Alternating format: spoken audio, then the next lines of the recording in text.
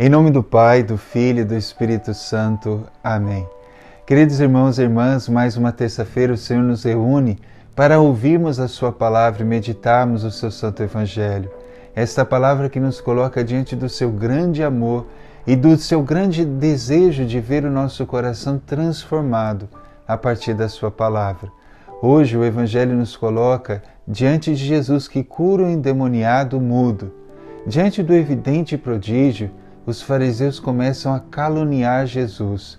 Mas por que fazem isso os fariseus? Porque as pessoas começam a dizer que nunca tinham visto algo semelhante em Israel. Isso significava o quê?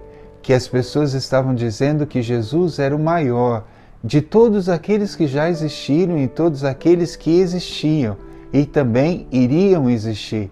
Então os fariseus ficaram com muito ciúme e inveja, e por isso caluniaram o Senhor, dizendo o maior absurdo de todos, que era por causa do príncipe dos demônios que ele expulsava os demônios.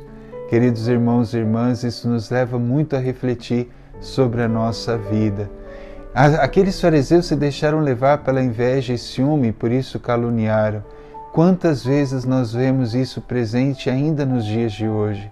As pessoas sentem inveja, ciúmes umas das outras e começam a denegri-las para que elas possam não serem consideradas como aquilo que é evidente, aquilo que elas merecem ser evidenciadas.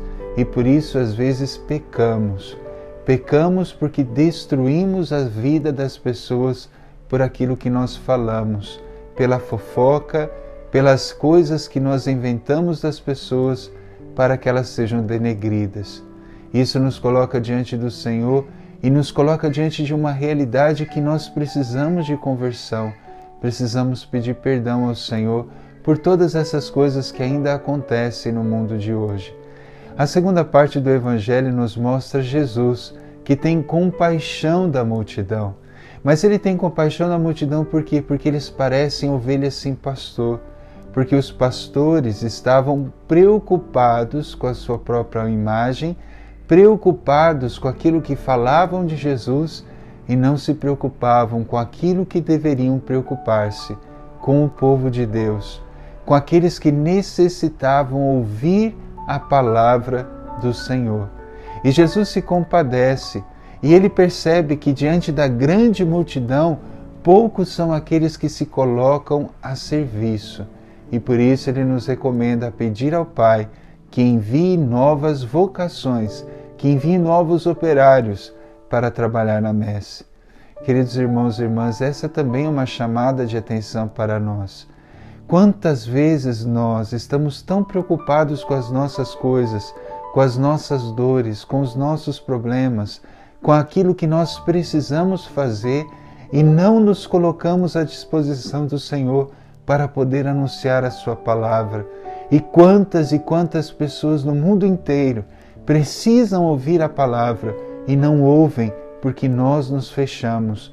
Nós que conhecemos a palavra, nos fechamos no nosso egoísmo, nos fechamos nas nossas necessidades e não nos abrimos aos nossos irmãos.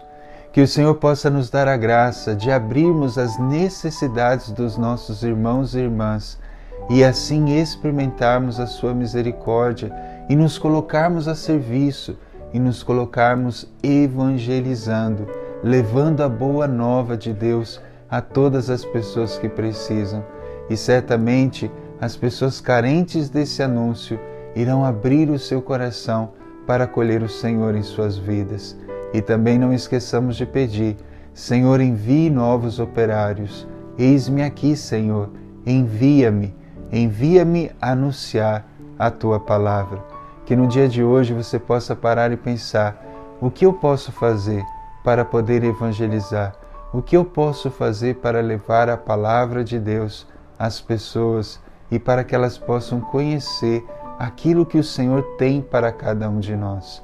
Lembremos das palavras de São Francisco de Assis, que quando enviava os seus frades para pregar, dizia: ide evangelizar, se precisar, fale.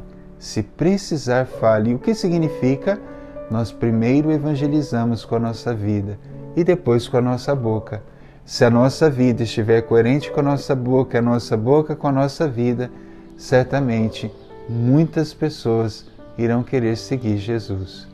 O Senhor esteja convosco, Ele está no meio de nós, abençoe-vos Deus Todo-Poderoso, Pai, Filho e Espírito Santo. Amém. Tenha um bom dia, deixa nos comentários aquilo que você pensou em fazer hoje para levar a palavra de Deus às pessoas.